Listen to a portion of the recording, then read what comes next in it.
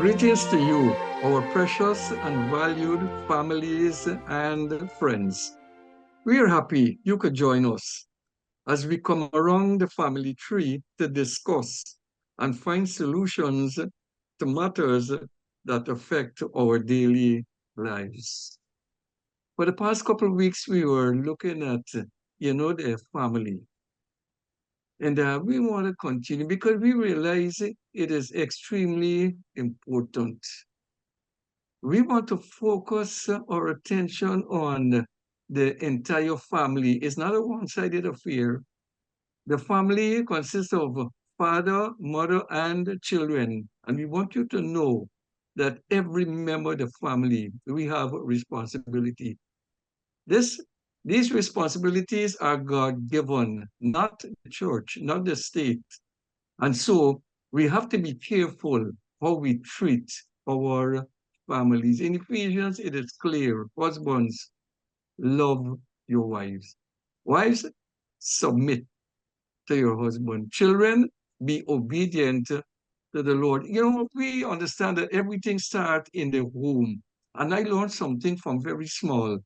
How successful you are in the home, that is how you will be out of the home. So it starts in the home. Family was ordained by God, not by the church, not by the state. And so we want to challenge you parents today to focus on your family. Don't lose them, but win them. With the help of God, all things are possible and we could be successful. And so don't give up. Stay tuned with us. This is Choices. God bless you and God continue to bless beautiful Guyana. Thank you for being with us. There is nothing new under the sun, the wise man wrote. And Reverend Singh, you clearly um, delineate what God intention is when you mention Ephesians, the role, the father, he had to love his wife, the wife submit, the children obey the parents and honor them. And so it is clearly in God's scheme of things. So there's nothing new under the sun. And so lots of these writers that we have, they were inspired from somewhere. There's a famous sociologist by the name of Emile Durkheim, and he talked about what he refers to as organic solidarity. And in the context of things, organic solidarity really made reference to people existing due to being cohesive, working together. In other words, he also coined the concept division of labor, meaning that people have specialized areas or skills because we talk in team. And so if you have a particular skill or a particular specialty, you bring it to the table. The same thing in the context of the family. And when this happens, when you work as a team, there are some things that will result. Efficiency, for example. You will be able to accomplish greater things in a shorter time. Think about Reverend Asano, for example, having to teach his own children, preach to them, be their doctor, be their lawyer. Is that contributing to efficiency? No, that's a death sentence because nobody is so equipped with all that kind of skill to look after themselves. So we are dependent upon one another. So the issue of interdependence is critical, where we have persons playing specific roles. So goals are achievable because the father will could function as coach, mentor, teacher. The mother could function as caregiver, and children contributing to household chores and so on. So this is not an escape route for children to say, I'm in a family, my father and mother, they have to take care of me. part of the training, part of the teaching also is for you to make a contribution. So when you would have become a man or a woman, you know to function. So the issue of efficiency, the issue of flexibility, the issue of goal setting, all of these things happen, and that's how teams work.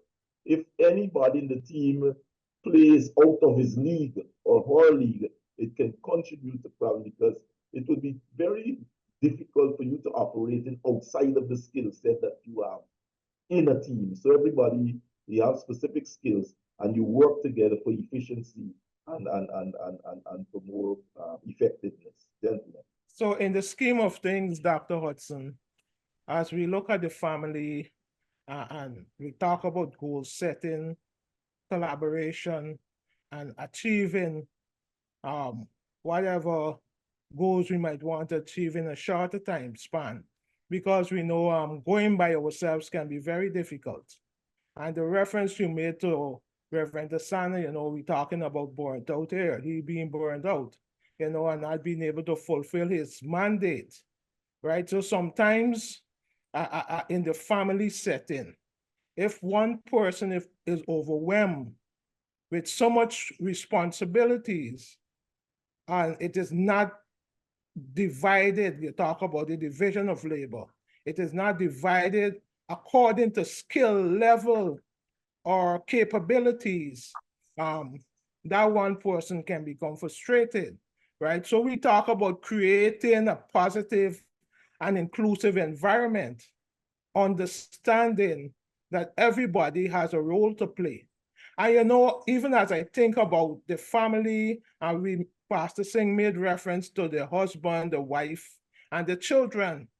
But on the lighter side, a lot of families, and we understand this, animals can add to the well-being and the proper functioning of that family, because those animals at times help to eliminate stress and confusion.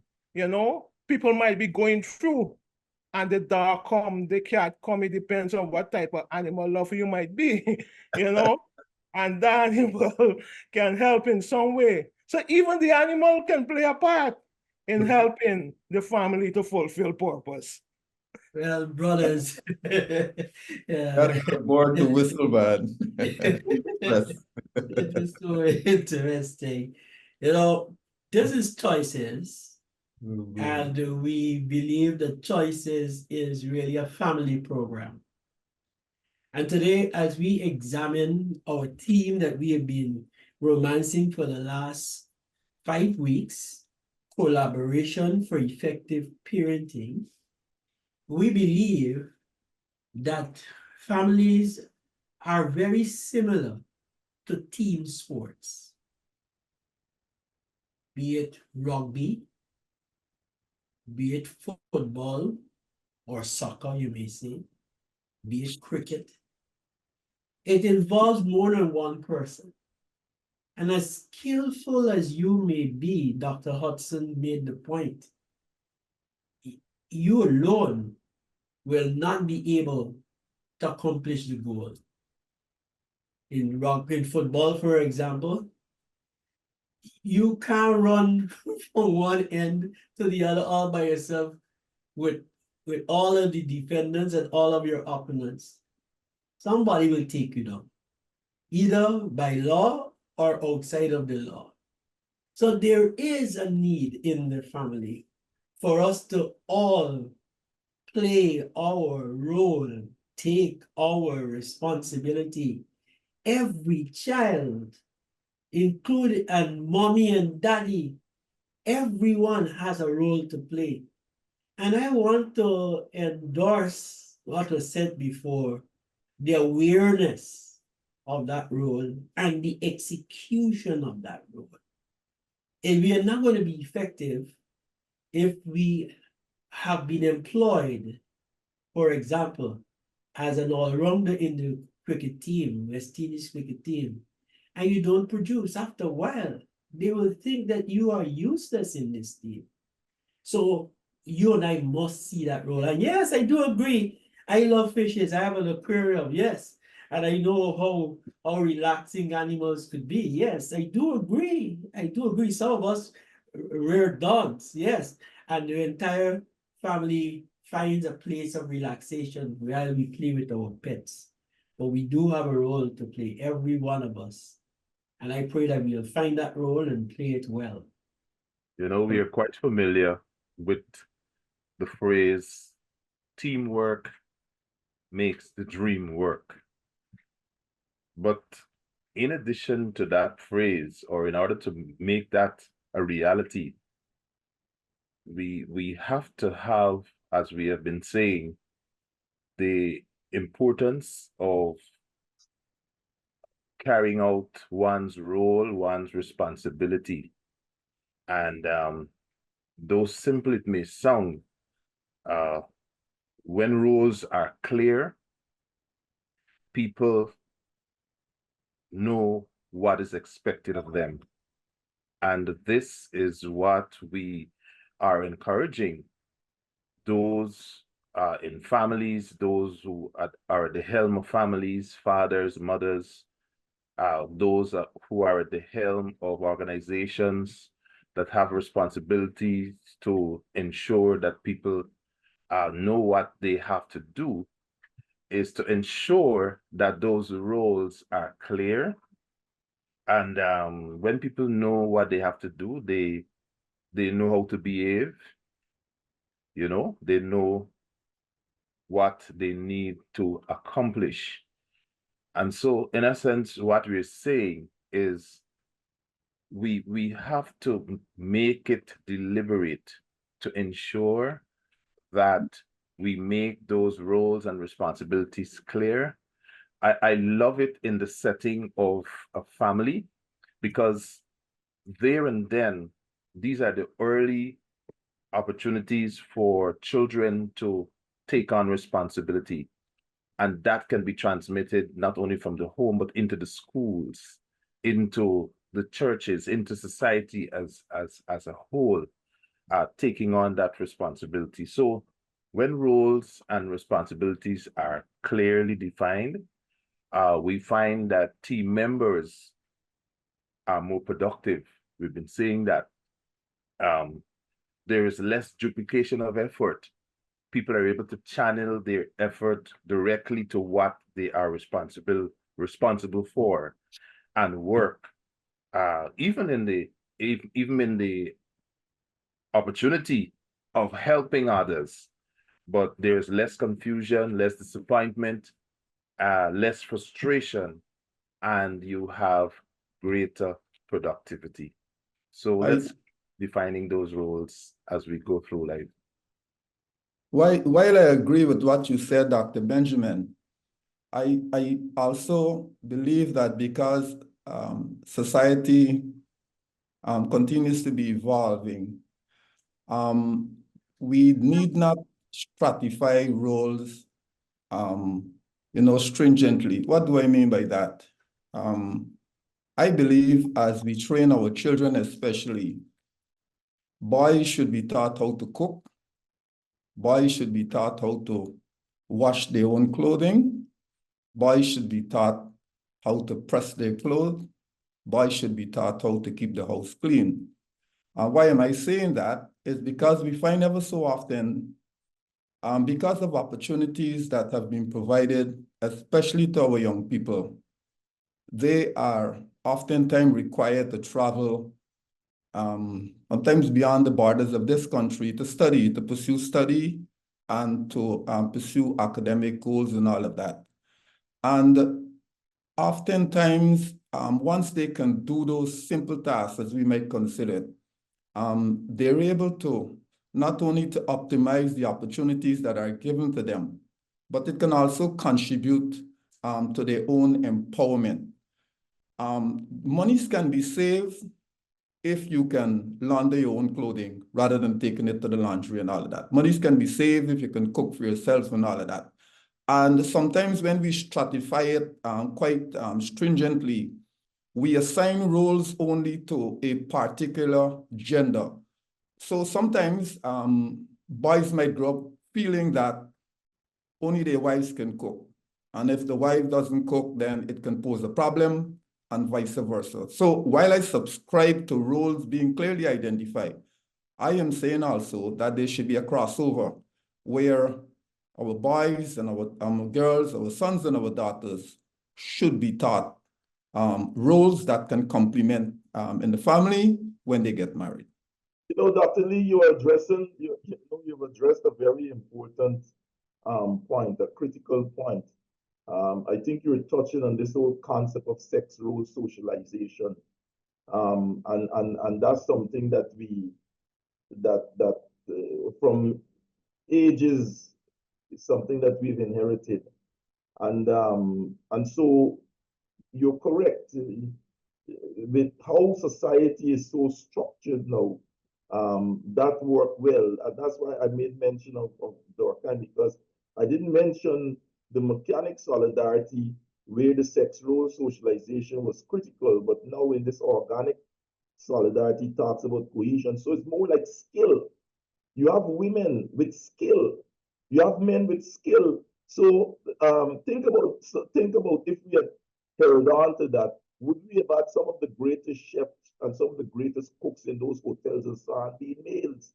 Because it's a skill. You understand me? You have women who are welding. You have women who are mechanics and so on. So it's not just sexual socialization anymore in this context, but it's more a skill set. If a man has a particular skill or a woman has a particular skill, in the context of the family, those skills should be utilized for the advancement of that family. Thank you, Dr. Hudson, because if we be using the similarity of team sport to convey the message of the team family. And it is a skill that makes you get onto the team. All right. And that's why the family is so important, because it helps to identify the skill and it provides a platform to cultivate the skill. And so if that sense of responsibility is there, then the family becomes better. I remember when I started to work, and I come back to an observation that Dr. Lee made. I started to work. My mom and my dad said to me, we really don't need your money. We be minding you all the time. But since you are now working, you will make a contribution to this family. And for me, that was a sense of responsibility being taught. I remember my parents in those days, you had no washing machine, Dr. Hudson. And so you remember the tubs, and those wooden tubs, you know, you had the tubs with these clothes soaked down. And my mom was very actively involved in her work and ministry. And so it was there for a while. But because of a sense of responsibility, I remember taking those clothes, 2 tubs of clothes, and wash them, you know. All kinds of items were in the tubs. Washed all of them. When my parents came home, they congratulated me, and then the next day they washed all those clothes all over again. But again, it's the sense of responsibility, and I guess that's what we're cultivating in this. Each team member is a part of the team because of a role and a gifting that you have. So, Rev, you forgot to beat or scrub the clothes. Anyhow, I like this because we talk about being able to recognize and leverage the expertise and the resources for the benefit of the family. And when we're able to do that, I remember as a youngster, cooking, 10 years old, and already facing the fire, you know? My mom had us around her and we had to learn. So when we went on our own, it wasn't a challenge. And even now, being a family man, I still do things that I think I need to do. I don't like to see a dirty kitchen. I don't like to see the sink with wares. So I take the responsibility of doing those things once I'm around. If I'm home, I put things in order so when the family is around, it makes it more easy for us to have family time because someone is there and we take responsibility. You don't leave it to the other person, but you do what needs to be done. You don't want to bring in Deacon Martin because Deacon Martin is among the youngest here, and he wasn't only trained, but he had the challenge of living away from home for a while, studying away from home, and he then had to call upon whatever skill sets he had learned. Martin? Thanks, Pastor Sana. Well, sharing from my experience, my parents ensured that I knew how to cook, but I never really did groceries by myself. So after the first time going to the grocery store, supermarket, I realized that what I'm used to at home, I need to be able to understand the budgetary implications, the traumatic budgetary implications of my choices. So after the first few times of me going to the supermarket, I understood the value of something like orange juice and milk and that kind of stuff, because I was able to see these things. Even though you might be accustomed to them, you have to know to stretch it out, because you have to take responsibility of how you're going to operate, how you're going to live, and you even have to figure out what substitutes you would have to make, because you're accustomed to doing one thing or purchasing one thing while you're with your parents or while you're at home. But when you're now independent, you have to understand that even though these things you're accustomed to, you now have to make a transition. So I discovered a lot of interesting meat that was out there that I never really ate before. And I had a good experience. I even remember I had to become a smarter shopper as a young person, because I saw chicken in a box that was being sold at half the price, and I saw it was marked frying chicken. So I said, all right, this sounds reasonable. And when I carried it home, about half of the box was fat, because apparently it was frying because of the amount of fat that was there. You just use it as the fat there as grease. So you learn a bunch of things when you're on your own, but it's important that your parents give you a solid foundation. And then that foundation isn't only in your life skills, but it's also your ability to make smart decisions and how to build relationships, because it's important when you're away from them that you know how to build a community around yourself. And that's another aspect that I think parents, great parents, know how to do with their children. The issue of creativity also is something that that you see could take place in a team too. Sometimes innovation and operating and thinking outside the box. These are all things that are critical to teamwork, creativity, adaptability, and so on. I heard my wife making mention that she heard people cook curried egg, and she's never seen anything like that. So I heard that. And this is recently, a couple of months back. So what I did, I went home quietly and I cooked the curried eggs and so on. And I set it up, and when they came home, they showed from school and so on, I put it out there. I said, y'all eat it, so on, and demanded that they must say that I did a good job, that it tasted good. So so sometimes you could be creative also, if you have a particular kind of skill that people may not know of. In the family context, that's an opportunity that you could think. So curried eggs, a good thing. One these days I'll cook that for you, gentlemen. Next one, Dr. Hudson, I like the creativity aspect. In the times of those salt biscuits in tin, I mean, when you get to the bottom, it's crumbs and all of that.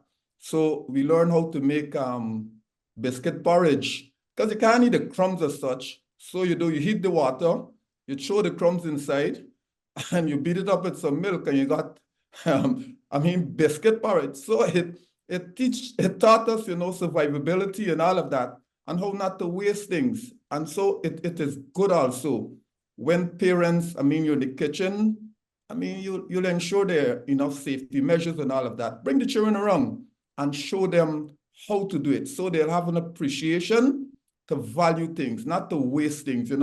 Sometimes, my children say the tea got crumbs at the bottom. Probably, you know, sometimes you didn't whip the powdered milk properly, and so you got those, you know, those little stuff at the bottom there. So I used to take them to the sink and said, okay, open your mouth, and you got to drink it off because it's milk. And so after a while, they develop the appreciation to value the hard-earned cash and the fact that mommy and daddy are making a special effort to provide something for them to eat. So bring them around and show them how things are done. Beautiful. And I think in all of this, we're seeing the value of support for each other. Because when we bring that support, lending a helping hand, we are not only doing or learning somebody else's skill or role, but we are also teaching and teaching each other. So in a family setting, in a team setting, in sports or whichever area, we are being called to complete or to do our assignment. Bringing that critical support to each other is so valuable. I'm enjoying this discussion, but I know we have to go. Well, I'm just sitting here, I'm saying, well, you know, with such a discussion, I don't think I have anything much to say. But, you know, we've been underscoring the whole notion of teamwork. And, you know, and I'm thinking, even as we look at that, the team has to have certain set values that everybody understand, and we working towards this, or else, you know, one would be doing this and one would be doing something totally different. And you know, I'm thinking, you know, we would say in our colloquial way, these chops that we just make when we're watching a good game of cricket, you know, like Nicholas Puran the other day, drop catch. You know, he's supposed to catch that ball, boy, you know, and everybody has to hold their own, as everybody has to do exactly what you're called on to do. All right, we mightn't nail it all the time, but at least we have a structure and we know where we want to go. Praise God. This is Choices. We trust that you had a great time with us today. God bless you, and see you again next week, the Lord willing. Bye-bye. We thank you for joining us on Choices today. Remember, you can join us at First Assembly, LNP Durban Street, Workmanville, Georgetown, Guyana, for any of our special services. I'm Celacia on behalf of the set, reminding you that your whole life is the sum of your choices. God bless you.